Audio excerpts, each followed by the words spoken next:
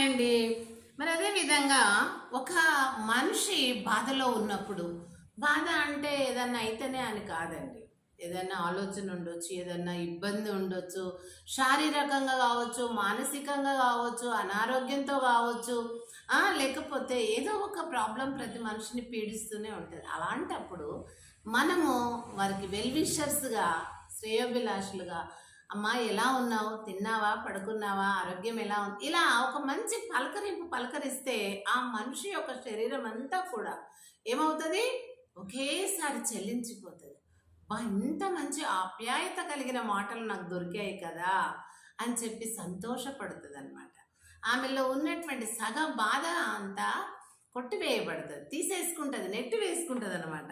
కాబట్టి ఆ పలకరింపు ఏం చేస్తుందనంటే మనశ్శాంతి ఇస్తుంది. మన లోపల ప్రేమ నింపుతుంది కదా.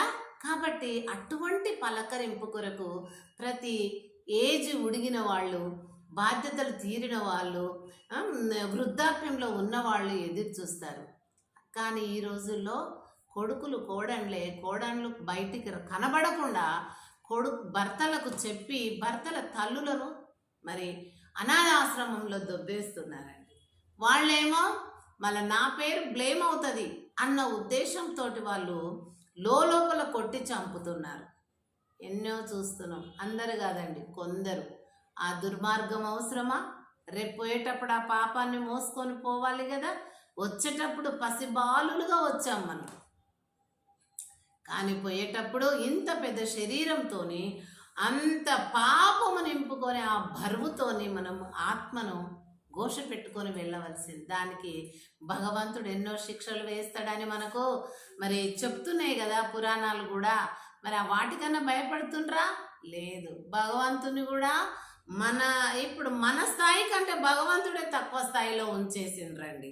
ఆ కాలంలో కొండ శిఖరాల మీద మరి దేవాలయాలు కట్టి పూజలు చేసే వాళ్ళ దేవుళ్లకు మనం కింద ఉండాలని చెప్పి మరి అంటే గ్రౌండ్ ఫ్లోర్లు అలానే ఉండను, అది ఏ రకమైన ఇల్లన్నా కావచ్చు ఉండేది. ఆ దేవుళ్ళు పైన ఎత్తు స్థాయిలో ఉంచేది. కానీ ఇప్పుడు మన కుటుంబాలే, మన ఇండ్లే ఎంత శిఖరాగ్రంలో ఉంటున్నాయండి. ఆకాశానికి అత్తుతున్నాయి. 100 ఫ్లోర్లంట. 100, 150, 120 ఉన్నటువంటి అంతస్తులతో కట్టినవి ఉంటున్నాయి. దేవుడేమో కింద ఉంటున్నాడు. గ్రౌండ్ ఫ్లోర్లో కడుతున్నారు. కాలనీ కొత్తగా గాంగానే బాపనోడు చెప్పగానే ఆడ ఒక గుడి కడతారు. ఆ గుడి ఏమో గింత ఉంటుంది.